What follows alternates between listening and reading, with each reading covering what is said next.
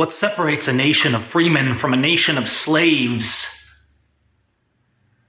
is a few principled who are willing to rise up and love their neighbor, love liberty, and defend the rule of law. Without that, you never have liberty, and you can never maintain it. This is a dark day for America. It's a dark day for liberty, and let me try to condense quickly what's happening in Oregon as we stand on the brink of revolution. The patriots down in Oregon, on the Oregon front, were working to take back the land that the federal government has illegally occupied for years and years and years, and restore it to the people for beneficial use. But the message was more than that. The message was one of liberty and freeing our children from the shackles of slavery and a tyrannical government that has grown so great and abusive and tyrannical that they have no part with our Constitution. They have no authority in the rule of law, and they act wholly for their own interests. Now, Ammon Bundy and his brother and Lavoie and some others were on the road yesterday. They were heading from Harney County, Oregon, up to Grant County, Oregon for a meeting. And they were ambushed on the road by federal agents and Oregon State Police. Now, it's important to know that these men were regularly in public. They were in town. They were in public meetings. They could have been arrested any time. But this was carried out on a lonely, remote highway because a government of tyranny operates under cover of night. They operate in secret because they seek to abuse and extort. Now, they stopped these people, and the government agents murdered Lavoie Finicum. And this is a great loss for liberty because Lavoie was a peacemaker. Lavoie was one of the finest patriots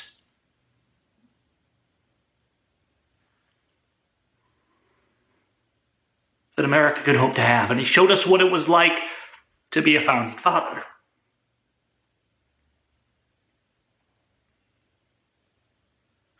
He wasn't a man that sought violence. He wasn't a man that sought war. He was a man that sought to love his neighbor by defending peace and by defending the rule of law. And so they killed him.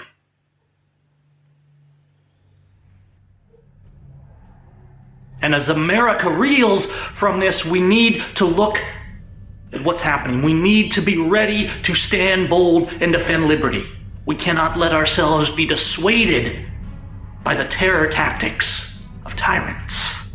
But at the same time, we need to be wise as serpents and harmless as doves, in that we need to be wise in our actions and seek peace. But that does not mean we do not defend against evil, because the righteous man loves his neighbor, and the righteous man defends the rule of law.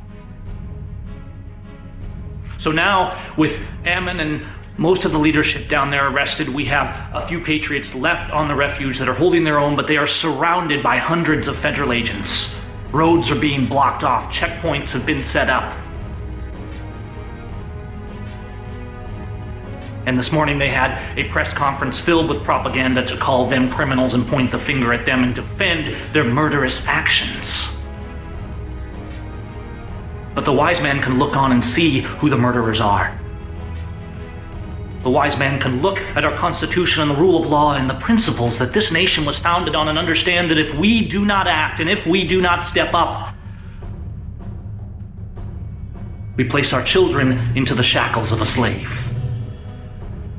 Because this nation is no longer operating with a government that complies with the law. We have a government who acts with impunity to law and who abuses and who extorts and who destroys and kills and violates and protects their own corrupt people. And so as we look around and say, well, what now? What do we do? They just kill us when we stand up. We need to remind ourselves that liberty comes at a price, and that we must stand and we must do wisely and boldly. And if we look at the example of men like Lavoie, who loved peace, not who were the first to draw their guns or who were eager to spill blood, because bloody revolution should be the last resort of principled men. We need to get on our knees. We need to seek repentance. We need to seek justice. But we need to be willing to rise for liberty. We can no longer allow the government to murder and abuse and terrorize. Will we allow this government to continue slaughtering and to set an example that we must bow to them alone? I do not bow to them. I bow to one. And to our patriot groups and militias and oath keepers, men who have prepared and are equipped to stand. If we unite, if we stand principled for liberty, the hope is that we can avoid bloodshed. By standing armed and principled and bold, it is the best way to avoid bloodshed. We need to seek peace, but we need to do so boldly, and we need to make no mistake and no excuse. Because these criminals spilled blood yesterday. They spilled the blood of patriots. They declared war on law and liberty. And this has been coming for a long time.